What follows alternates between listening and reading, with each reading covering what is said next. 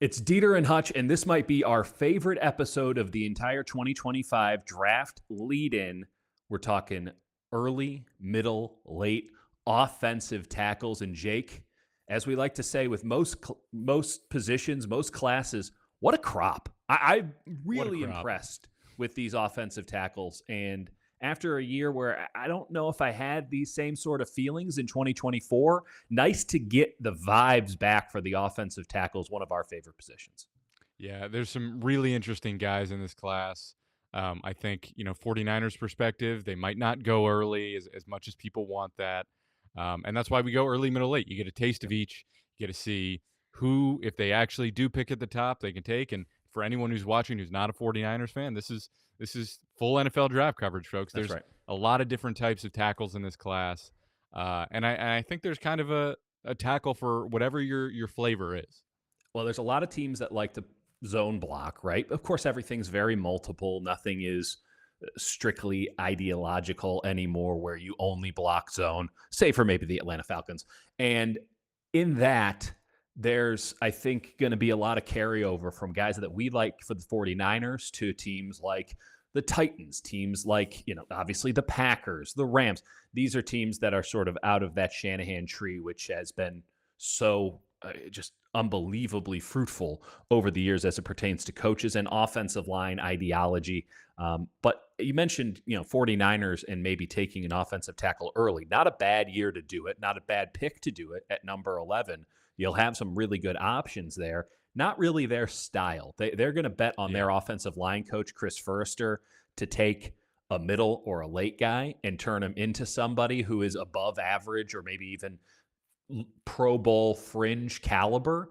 And they are going to wait for, I guess, those super prospects or those super players, one of them being Trent Williams. And we'll sprinkle in some comps and stuff throughout here. But for the 49ers, maybe we're focusing a little bit more on middle late, but we do need to talk about some of these early guys. And, Jake, you went last time. Let's start with my guy because I am just frothing at the mouth to talk about Wyatt Milum of West Virginia. This is a guy that we loosely talked about in a prior episode.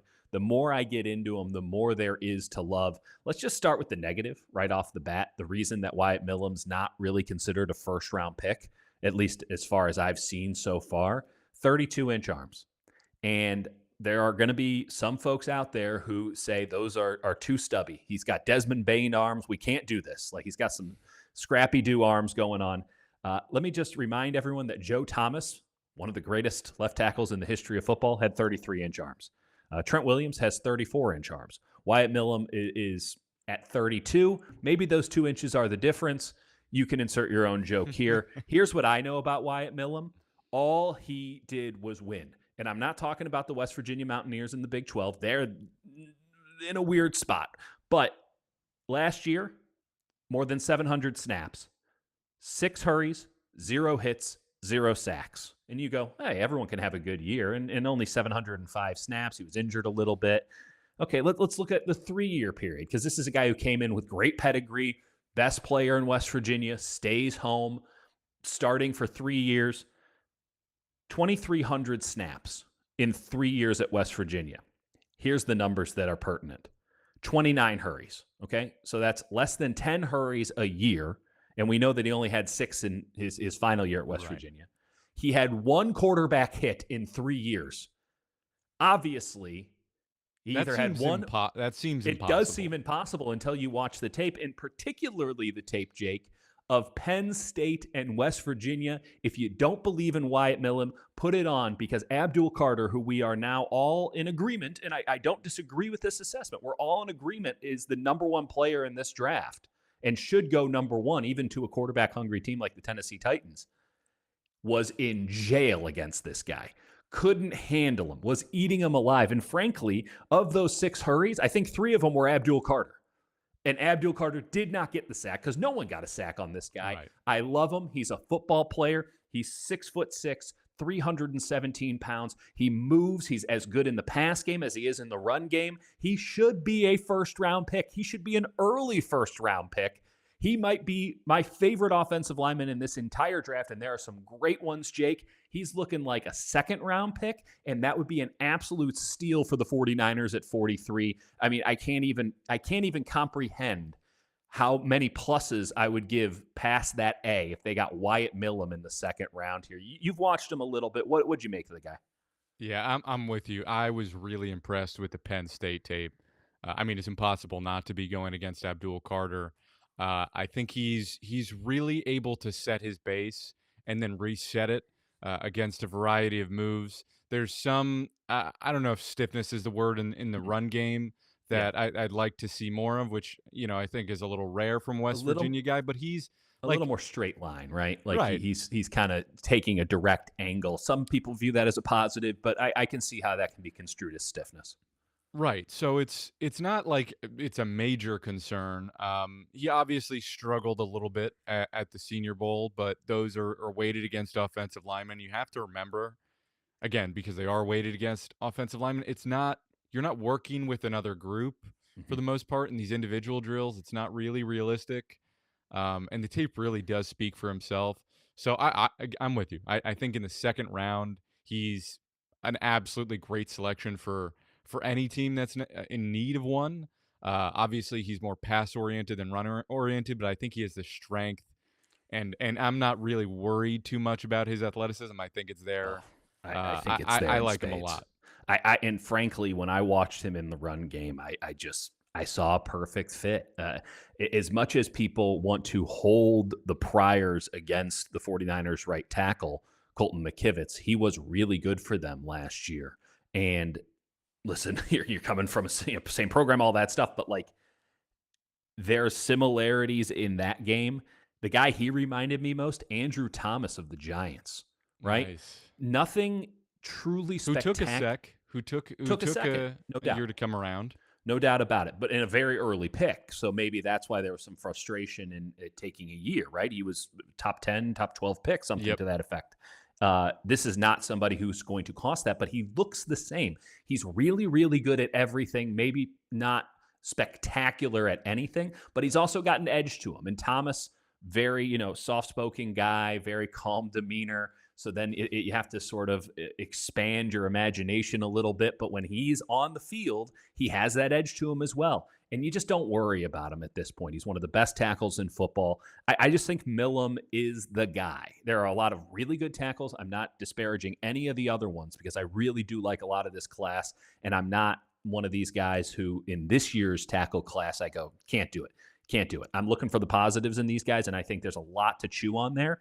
But the guy who made me feel something the most, and sometimes it's just as simple as that, the guy whose tape I most enjoyed watching, the one that made me put on game after game after game, is Wyatt Milum. He would be my early guy. Jake, who are you taking Yeah. in the early rounds? I felt the same way about this guy. I'm going with Josh Simmons out of Ohio State, and granted, I am an Ohio State fan, but it's a pretty good year to have been an Ohio State fan Yeah. because they had some absolute dudes on that roster, and I think the biggest frustration for me is that Josh Simmons got hurt when he did because I wanted to see him in some of these games, and it didn't matter. They won the national championship, but like you see all of the opponents he could have faced and all the guys I'm evaluating. I'm like, I wish I could have seen Josh Simmons against these guys. And so for Josh Simmons, for those who don't know, he tore, I believe, it was his patellar tendon against Oregon. I'm watching. I'm like, oh, he just fell down for no reason. Then I look. I'm like, oh, that's the play. Because on the all 22, you don't get Found the it. context. I'm like, Right. oh, that's when he tore his patellar tendon. Yeah. So he went out against Oregon in that first matchup. By the way, watching Oregon Ohio State all 22 is so painful because Oregon plays these annoying day games where the shadows are just a Yes. nightmare. Yes. Oregon, get it right. Get it in order. I'm sick of it. Is Oregon all 22 the equivalent of Bears all 22 in the Dude, NFL? it's maddening because it's like you're watching these incredible prospects and you can see half of them, and Yeah. it's given me a headache. But I'll Josh say Simmons this. is a Can I make yeah. one other point on Go all for it. 22 before we continue? I am so sick of South Carolina's all 22. I hate the look of their scoreboard, and underneath it just says the cockpit. And it's like, so you have a dick pun. You have this weird angle. Oh my God, it was brutal. And It's George's is at a low angle. We're complaining about cool things here. yeah. Sports are fun. We love this stuff, but like, let's up our game a little bit Syracuse here, is rough especially too because of the Syracuse. Was Syracuse in the sky? Am I remembering that correctly? Is it yeah, they're is and it then the somewhere near cameras like Rochester? move. It's really weird. It's Um, hanging. It's actually a sky cam. They just hang it from the roof of the carrier dome. it's it's brutal. But yeah, so Josh Simmons, folks. Um, listen, I just think he's clearly the best tackle in this class. I think Will Campbell's fantastic. I think he's a Yeah, technician as a pass protector. I think Josh Simmons is way above him in the run game, and it's not particularly close. I think his upside is an all pro left tackle for a decade. yeah. Um, to me, it depends on his health, right? And people have kept bringing this up. I'm like, there's modern medicine. Like, are we? I'm just saying, it's been like it was. I think in what October that the injury happened. Maybe it was Right. November. Maybe I have that wrong. No, it was But it's yeah, it yeah, was early enough in the fall. Yeah. right. And so he's had enough time to recover. Like he's had enough time to rehab. I just think like unless you have major concerns about the medical, like he is the top tackle to me. I think the downside, I'll go downside first and then Yeah. upside so we can end on a positive note. Like he's not as consistent in the run game as in the pass game with his hand placement and can Right. can punch a little bit too early and have some That's swing what I and miss saw. potential. Yep. Can overset a little bit and Okay. open up to some inside rushes at times. But to me, there's times where you think he's never going to give up a sack Mhm. ever, ever, ever, ever. You're just like, this is the perfect tackle. He flies off the ball in Yes. the run game. Yes. Um, it's just I the mean, way and the way he moves in space. And, he's a and freak. He's a maybe it's freak that he's athlete. wearing number 71, but it does remind me a little bit of Trent Williams when he gets out in space. It doesn't feel as powerful as Trent No, Williams. I'll give it that. But the no, and I hate comparing smoothness. anyone to Trent Williams No, because Trent Trent Williams Williams is is one a of one one. of one. Yeah, like and not just in the pantheon of offensive linemen, in the pantheon of great offensive linemen. Nobody has been able to pair power, speed, and technique the same way that Trent Williams does. And this is not that guy. But there's Right. one word to describe Josh Simmons in my mind: clean. Right? Yes, all the Yeah. negatives you said. Listen, you're playing football. You're going to make mistakes. His mistakes are minor. His mistakes, by the way, he has so much talent. He can just make up for them on the fly. Like, oh, I punched early. Well, my feet are so damn good and my lower half is so strong that if I miss on my upper half, I can make up for it and just sort of box this dude out like we're playing Yeah. basketball. Oh, well, I didn't get my feet right. Let me just throw this gentleman 5 yards the other direction. And if you get him out in space, he has. I really enjoyed watching his sense of understanding of where to get Yeah. to the second level. There's a lot of offensive linemen. This is something I really enjoyed in breaking down this class. A lot of offensive linemen who are really good getting to the second level this year, right? Agreed. Clearly, the outside zone, which is obviously a fundamental aspect of the college game, a lot of the pro stuff has trickled down a little bit to where these guys are really getting out and they're being asked to make second level blocks as their primary block. And I mean, what's not to enjoy? Like you're getting a defensive back against an offensive tackle. If that doesn't get you excited, Yeah. football's not for you. In watching a lot of those, you'd see a lot of offensive linemen get on out there and then get lost because Totally.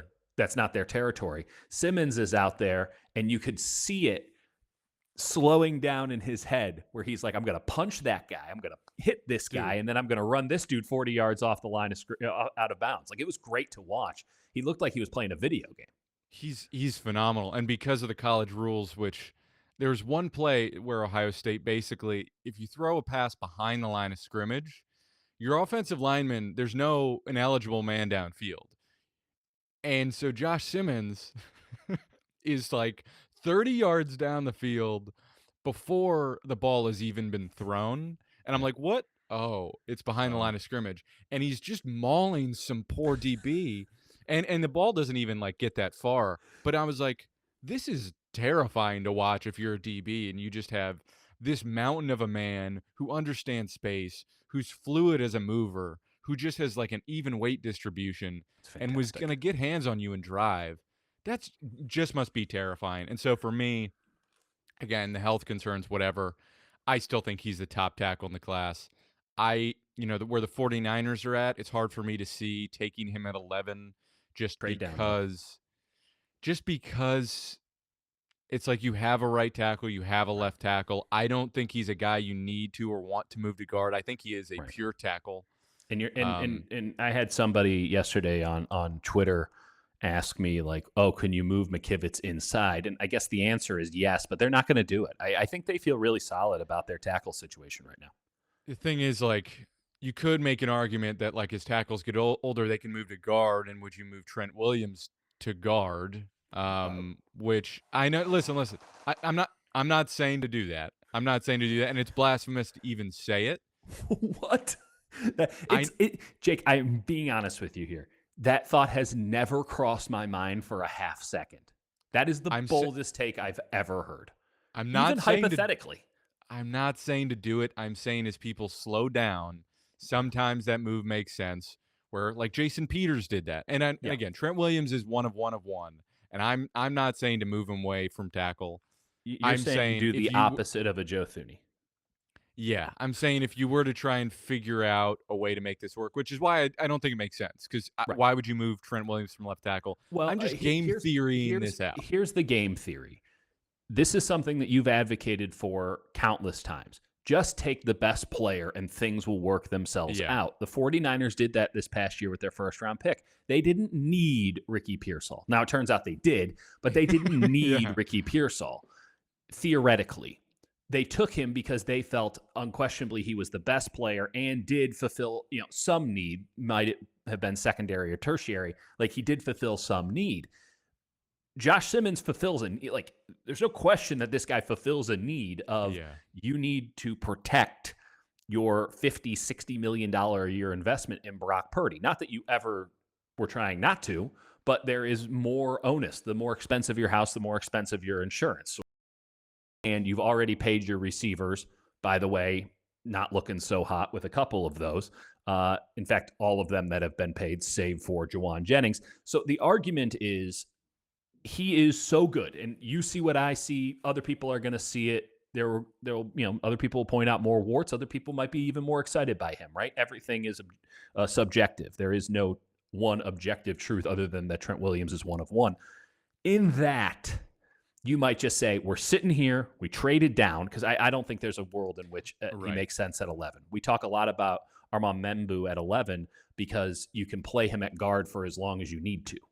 And he's going to be really Yeah. good there. To It the almost point where feels like the 49ers should trade down no matter what. a very good argument for that, unless you're just trying to get the best damn player, in which case Right. 11 is going to be sitting very pretty because with the way that the early portion of this draft is operating, with the way that quarterbacks might fall, I think 11 might be an ideal position in this particular draft. Let's move on. Let's talk about guys who are going to go day 2, maybe even day 3. We're talking about the mid-round guys. And for me, Yep. it's and I mean this earnestly.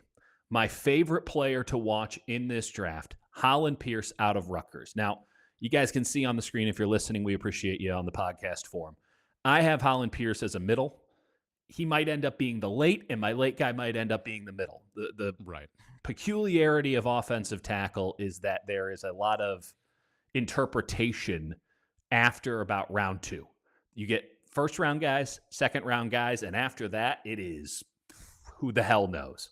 Right. The 49ers drafted Cam Latu in round 3. And I thought in he was a round 7 player. Last year they take Dom Pooney, who was considered a round 6 or 7 guy, maybe a 5 in some people's consideration. They take him in the 3rd because they really liked him and they liked And the Renardo versatility Green. there. Like Renardo Green was a guy that a lot of people had like almost a 5th round. Right. I mean, I thought that was And idiotic. And I have no problem with that kind of but I'm just saying it gets very Yeah. nebulous after, I would say, round 2. After you get out of the top 60, and we saw this very specifically in last year's draft and in many years' drafts before. After pick 60, you kind of have to throw out the draft grade. There are day 1, round 2, and everybody else. So I might be off here on middle and late because Pierce and Lundt, some teams might like one more than the other, and Right. all you need is one team to pick them. But with Hollin Pierce, there's no simpler way to put it. He's a mountain of a man. And I like the Andrew Thomas comp. Obviously, it was my comp. Like the Andrew Thomas comp with Wyatt Milum. Here's my comp for Hollin Pierce. You want to hear a bold hot take? Michael Orr high school tape. That's what I see when I watch Hollin Pierce playing for Rutgers. He is just so much bigger than everybody else, and it's laughable. He's playing in the Big Ten, and they're putting up – I watched his tape against the University of Washington, which somehow Rutgers and Washington are in the same conference. Right. And we're dealing with – blasphemous. Just preposterous. And college football deserves everything it's about to get, regardless. You're watching it. In Washington, Jed Fish is the coach. They were in the national championship the year before. I know they lost a tremendous amount of talent. And they lost their head coach and a lot of their assistants. I get all of that. But it's still the University of Washington who was playing late into the national championship game the year before. And Hollin Pierce was out there looking like a full-grown man. He looked like me when I'm playing with my toddler and her friends. That's what it looked, just tossing them around. Oh, here are these little people. Get out of my way. He plays with the neck roll. It is hilarious to watch. Every movement looks like he's screaming in agony. It is hilarious. But let me tell you, he engulfs. He absolutely engulfs the guys he goes up against. And Yep. I can't deny that is an extremely valuable skill, as unseemly as it looks sometimes. I think he's an elite run blocker in a zone scheme. You move him to the left or the right, and he gets to hit you at an angle, you're done. Because the second he gets his hands on you, it's over. You also can't see the play behind him. That's exactly right. Like it's like where you have a small running back behind a big offensive line and you can't find him and he slips through. It might legitimately be a problem for the San Francisco 49ers that he's 6'8" and 340 pounds, because Brock Purdy is not a big quarterback, right? Like that is a knock on his game. The other knock on his game is that, listen, his feet are good enough, right? I like his kick out. I like how he sets it. I think he's actually a pretty good technician. But he's not somebody who is going to win any foot races. Now, he has more speed than it looks, and there are a couple plays in the run game for Rutgers, who ran the ball very well last year, that he's getting down the field. And that, I'm no physics major, but my God, that man running that fast with everything that you see in close quarters run blocking and pass protection, like if you're a defensive back, I truly mean this, get out of the way. Run away from him. He's going to kill you. All the hyperbolic stuff that we sometimes say about offensive linemen, like when he gets his hands on you, it's over. Or you better get out of the way if you're a defensive back. I mean that in the most earnest way when it comes to Hollin Pierce. Now, speed rushers, true technicians, all that, they might get him. That is a fair consideration. I didn't get to watch a lot of him working against, crazy hands or somebody who's got, a full bag of moves, because again, every time he touched somebody, they were done. It was like he stole their powers, Monstar style. I just love his tape. Yeah. I love his story. I'm trying not to incorporate the story of just a, 400 and something pound kid who walks on at Rutgers, smart enough to get into Rutgers on his own. So, hey, there's a positive there. Seems like the sweetest dude in the world, gentle giant. But again, you just watch his tape, and I think that your immediate visceral reaction, I think that was both you and my visceral reaction is, oh, look at this stiff. And then the more you watch, the more you realize it doesn't matter. But even though he's moving in a way that looks painful, you're like, why does it look good? Like, why does it look so good? Like, why does this man in pain? Right. Because he's winning. It's really something to watch where you're like, this should be bad, but he is winning. And it's honestly really impressive. I legitimately think that he has an argument to be a second-round pick. I think that the concern, and I can't shake it either, I think that the concern that NFL teams are going to have, and I haven't talked to anybody about him yet besides you. I honestly don't want to give him away, because there's some conversations, and every year we give guys. Well, here we go. And I haven't talked to anybody about him yet, but I'm going to guess, not report, but guess that the concern is that he is not athletic enough in his lower half, even though I think he is requisitely athletic enough, that he's not athletic enough in his lower half, that it could be a total whiff, that we go into total boom or bust territory with a player of this stature and a player of these specifics, and that teams are going to be wary of that to the point where his draft grade just kind of falls into fourth round, third round. And again, in this one, you can see on the screen here, Chase Lundt is my late one. We'll talk about him in a little bit. Yep. Chase Lundt could go in the third round or fourth round, and Hollin Pierce could go in the sixth or seventh. Like, this is what I'm talking about with the nebulousness, but it only takes one team. And if I'm running a team, I'm taking the chance on Hollin Pierce because the hit rate is I have a right tackle forever. I'm not even going to throw left tackle on him because he can certainly do that as well. But I just have a right tackle forever, and let's boogie because he is so dominant and well-rounded for a player who is kind of figuring out what to do at the same time. You just can't teach 6'8", 340 pounds with that kind of strength.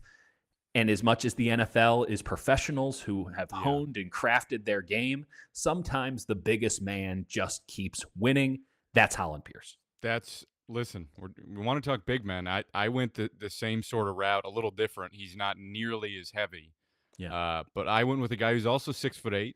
He's listed at 309. His name is Ozzy. I keep saying Trapilo, even though it's one L, so it's probably Trapilo. Because if Let's it's talk two about L's, Ozzy. it's probably Trapilo. But listen, this dude, sometimes when you look at random tackles that are sort of in that middle range and they're pretty large, you kind of expect them to suck, especially when they're at a small school. Like, he went to Boston College.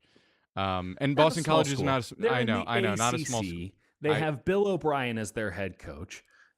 But yes, it's not exactly I Clemson don't mean the or small Florida school. State. I mean they're sort of in a weird off state. the radar. Yeah. Right. It's not. Yeah. You're not watching them every single Saturday. You're not. Well, speak setting your DVR. I made the Eagles appointment viewing, my friend. I know you did. But Ozzy Trapilo, I'm just gonna say Trapilo, even if I'm butchering it because I can't get it out of my head. Trapilo. To me, come into your trap, take over your trap. Yeah. To me, he's a fan. When we watched Roger Rosengarten last year, one of your favorite, we looked at a guys. guy who was a great right tackle, who was a stellar run blocker, who had a pretty questionable anchor and weak lower half. He ended up going right before the 49ers. I think the Ravens traded up before the 49ers at the end of the second round to go get him. I like this guy more than Roger Rosengarten, and I think he's got some of the best traits that he has. I think of him as like a thicker Mike McGlinchey. And I know people hated Mike McGlinchey, but that's because the 49ers drafted him 9th overall. Right. That was the problem. If you had Mike McGlinchey in the fourth round, he'd be considered. I mean, I don't think they would have paid him, but he would have been considered a great.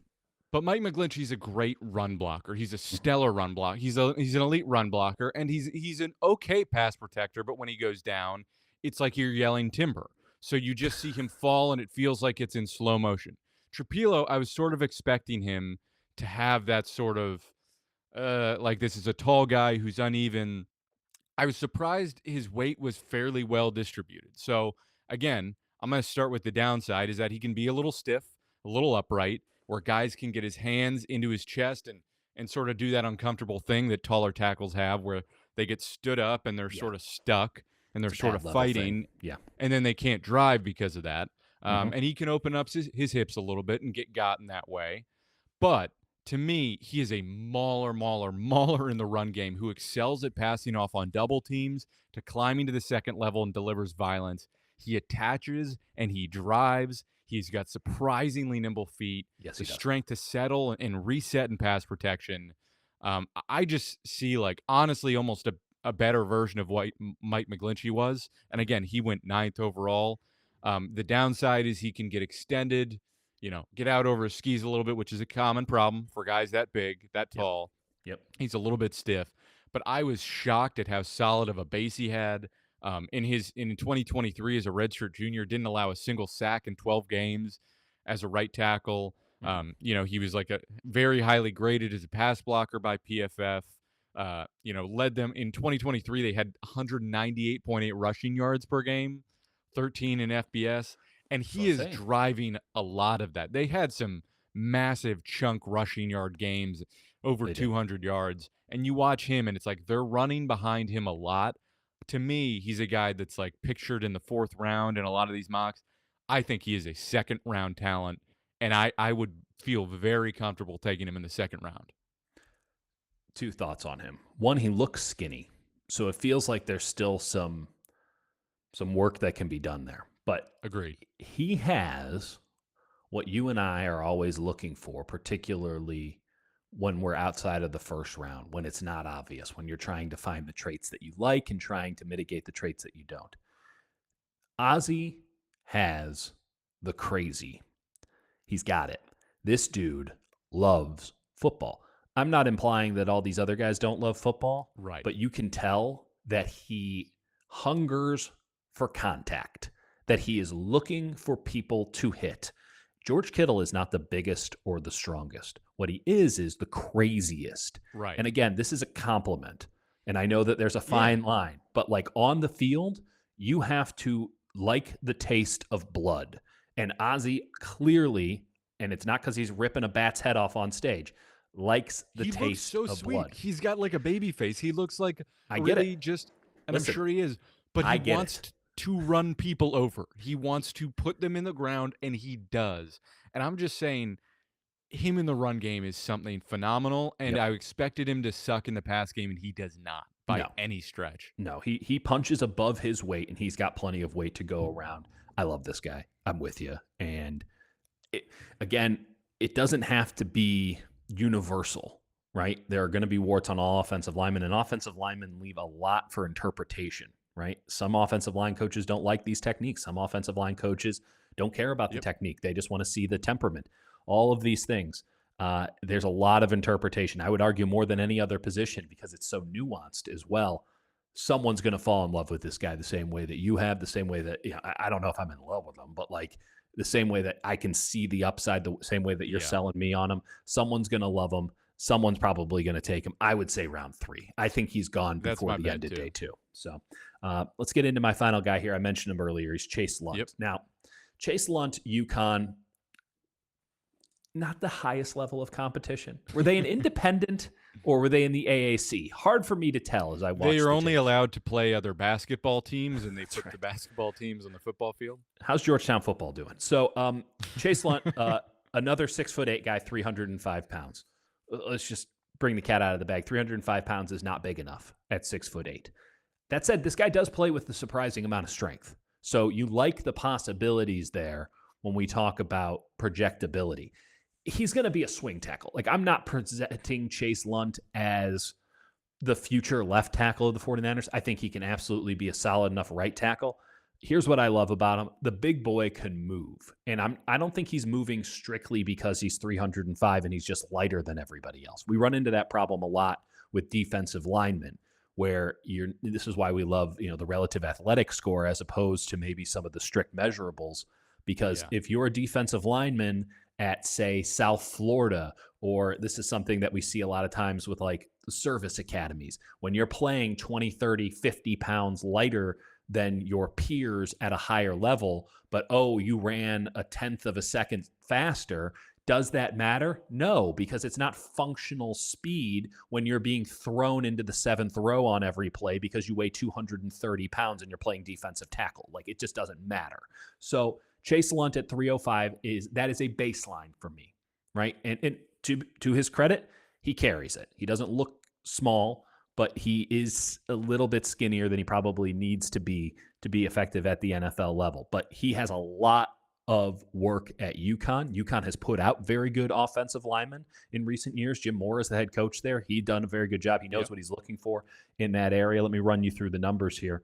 Last 2 years, almost 1,700 snaps. 24 pressures, not ideal, but also UConn. So, like, I don't know if all of those directly go on him. Not trying to exonerate him, just saying pressures. Okay. Yeah, when you have a quarterback. I had the displeasure of watching a UConn game this year, about a couple quarters of it, and let's just say that the other positions might have been lacking.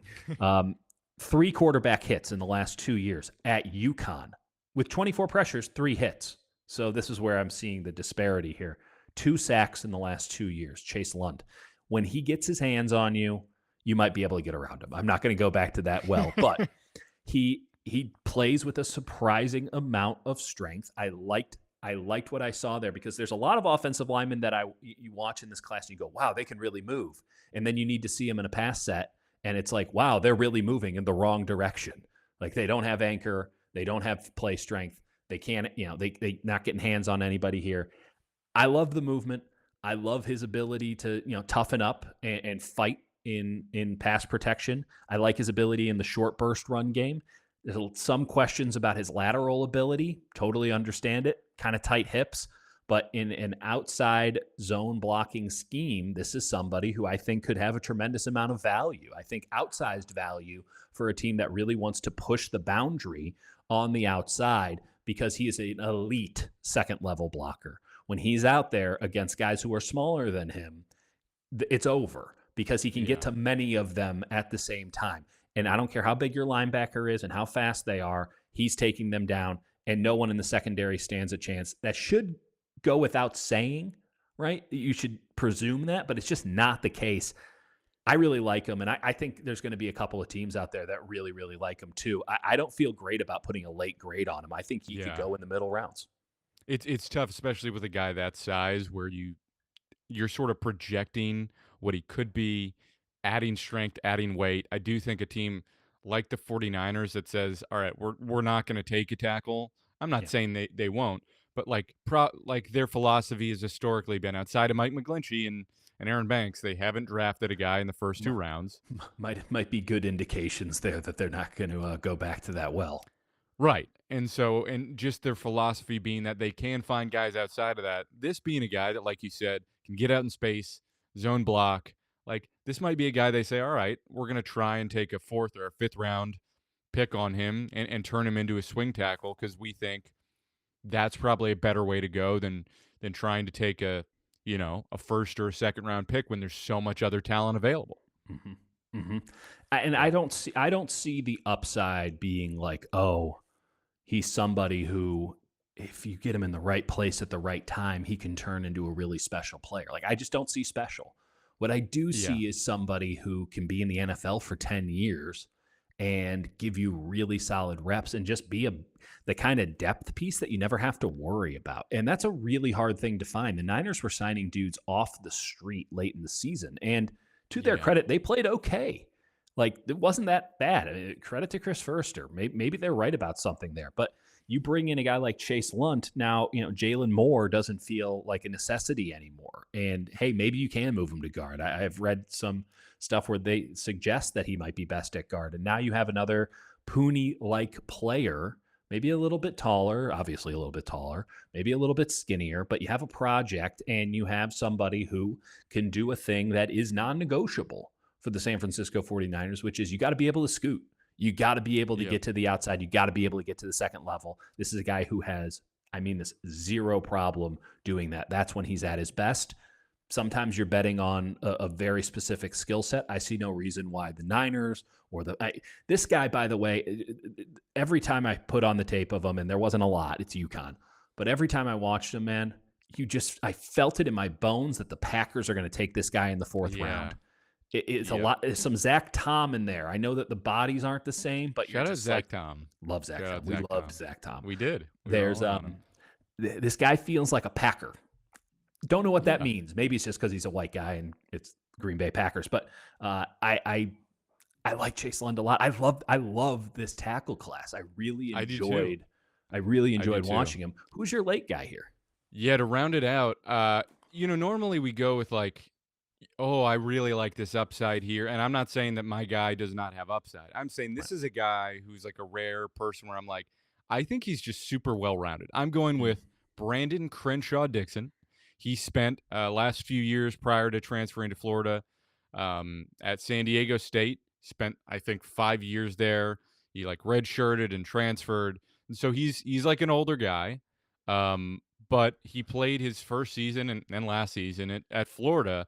Didn't allow a sack, had an 81.1 pass blocking grade, 71.6, offense grade from PFF. Yeah. When you watch him, you're like, and this is the superlative I have from him, and it's a funny superlative, but solid. Yes. Like, I think he could just be a really solid right tackle in the league for a while. A guy who you go, who's actually really underrated? Brandon Crenshaw-Dickson. Perpetually underrated, Brandon Crenshaw-Dickson. But like never to the point where he's actually, like he's not going to be a star right tackle in my view, but I think he's 6'7", 322. His weight is like, I think, really well distributed out of anyone in this class. Like, really just solid foundation body Mhm. that like fits what you want a tackle to be. I think downside again, not sure he has any like elite traits. I think some of the league's best talent could give him some trouble, especially guys who've like really strong hands, like Yeah. a strong swipe move. Mhm. And some guys who are like hesitation pass oriented that give him like the okey doke, like Mhm. moves that aren't going to work consistently, but might get him pretty bad once or Change-ups. two times a game. Yeah. Um, and he could just be like a really unremarkable swing tackle who doesn't have like the athleticism and may not be able to slot into guard. But Okay. overall, like I'm pretty impressed. He doesn't flash like a ton, doesn't seem to be like a plus athlete. But he's got really good recovery skills. Bigger guys do not seem to trouble him at all. No. I love his ability to get off the line and climb second level and find work and I have really no strength concerns with him. I think he's pretty strong. Yeah. Again, not the greatest anchor I've ever seen, but his weight is really well distributed. I just think he's a guy that like round 5, if he's there, he might go like round 4. But either one of those rounds, I think he's a guy where you say, I feel super comfortable. Like, I think he's got an extremely high floor and like a medium low ceiling where you're just saying, round 4 or 5, this is a guy I'm going to be able to plug in at right tackle, maybe at left tackle. He can probably slide into guard, not certain, but he's pretty reliable and pretty sound in everything he does. And I don't have too many concerns with him, which is kind of wild to find this late in the draft. I loved him as a 5-position possibility. Like it, pause. The What's up? on-air thing went off. I loved him as a 5-position sort of player. I really liked him in a phone booth. I thought that he went very well left and right. Now it was mostly left because he's playing right tackle, but like I thought that he slid really well inside his own system, and he just kind of puts his weight into you. And he's got enough weight to where that means something. For Niners fans, I found him reminiscent of Pooney in that.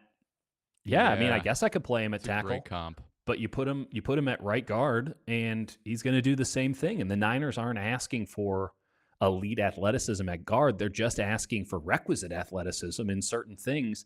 So for the warts that you have, maybe the lack of upside, what I liked was that he has a really high level of competency, especially when he's near the line of scrimmage. He's kind of the opposite of a Chase Lundt. Not to say that Chase Lundt isn't good at the line of scrimmage, but Lundt is a guy that you want to have explore the space, right? Right. You want him out there, figuring stuff out, open space, knocking dudes out, Raumdeuter, playing the. a Yeah, space interpreter, if you will.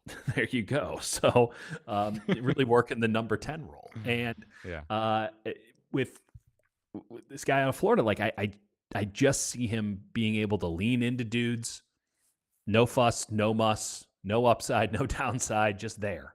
Just Right. the kind of offensive lineman that you forget about. Colton, And kind yeah, of Colton McKivitzy, like a little bit in that sense. kinda, I don't think they're the kinda. same. I don't think they're the No, same, but I just mean in terms of you're like, oh, I guess a, lo- he's been fine. a lot of their games are actually very dissimilar because McKivitz Right. likes to go to the rodeo and just see how far out he can get a pass rusher to go, and just sort of have him circle, give a Yep. little orbit motion to Brock Purdy. Whereas Crenshaw, like he's just going to knock you down. Like Yep. he's there's nothing spectacular about his game. It's not surprising that he's played in college forever, but he comes in and he's going to be a pro, and he's going to be your fourth best offensive lineman forever. And Right. that's You're gonna be like, fine. I guess we could upgrade from him, but he's pretty That's right. cheap and he's fine. That's exactly right. He is the player that there's going to be a portion of the fan base that every year thinks that they should upgrade from, and that any team who understands what the wilderness is at offensive line is going to go, we ain't moving on from him for He a is second. going to be a 76 overall player forever. You If just that. say, Yeah. good, yeah, fine. Yeah. I'll take that 76 overall. He's not great, but he's fine and he's basically free. There's a lot of offensive linemen like him in the league. That is a compliment to him. He just looks like somebody who you get And in again, I there. like him. Yes. Yes, I know. It sounds like we're negging him. It really does. But like, this is a real positive for somebody late in the draft. I Yeah. mean, what are we seeing right now with mocks? Like sixth, seventh, undrafted? Yeah. Some have him in the 200 range, which I think is crazy. But Brandon Crenshaw-Dickson. Like, I'm not saying take him any earlier than that. I'm just saying yeah, if you're no getting a earlier guy than like than getting a guy round like 4, but like round 4, round 5, perfect. if you're getting him for the 49ers, and there will be trades, so I don't really hold this as empirical, Yeah. but they have round 6 pick 189. Like, that's a perfect place to take a guy like this. There's nothing wrong. A lot of times on day 3, and you and I have been guilty of this maybe as much as anybody's in this space. Like, go get the freak athlete. Go take a chance on somebody, because if you have to cut them, who cares?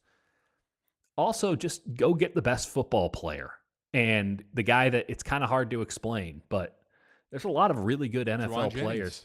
Juwan Jennings, just a player. Whose But tape he's did you better. enjoy watching? Who makes you sleep better at night? Like, the 49ers need to be in a position to where they just have good quality pros. I Yeah. love upside as much as anybody. It'd be great if you could continuously hit with 5th round and 6th round picks. And look at these, they're superstars now. That's great. And there's a time and place for that.